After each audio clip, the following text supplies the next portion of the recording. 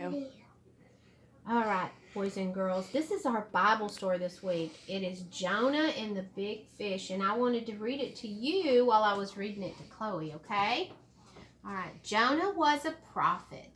One day, God told him to go to Nineveh, many miles away, and tell the people there that unless they turned and started doing the right thing, God would destroy their beautiful city.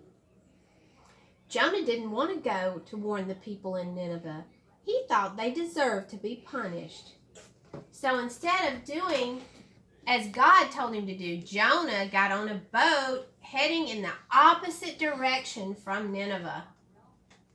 There he is. He's getting on the boat. He's like, I'm not going there. I'm not going to go to Nineveh. A terrible storm sprang up from nowhere. The winds howled and the waves towered above the ship. Jonah knew that it was all because of him. He had made God angry.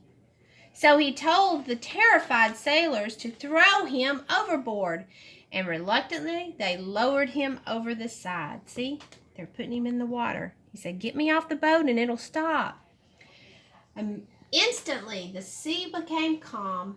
The amazed sailors began to pray to God with all their hearts, realizing now that he was the one true God. But what about Jonah?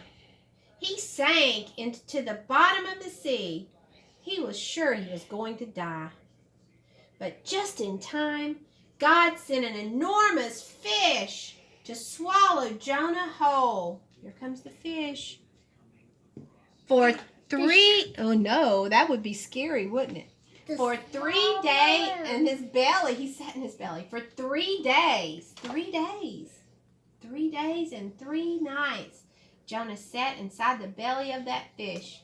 He had plenty of time to feel sorry for having disobeyed God. I know. He prayed to God, thanking him for saving him and letting him know how sorry he was that he had not listened. Then God commanded the fish to spit Jonah out onto dry land, safe and sound. And when God once again asked him to take his message to the people of Nineveh, what do you think Jonah did?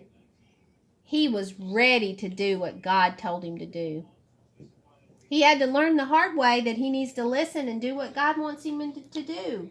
I think that's a teacher and that those are our students. I know. It took him getting swallowed by a big fish before he realized he had made a mistake, and he told God he was sorry. We need to listen and do what God wants us to do. It's very important that we do that.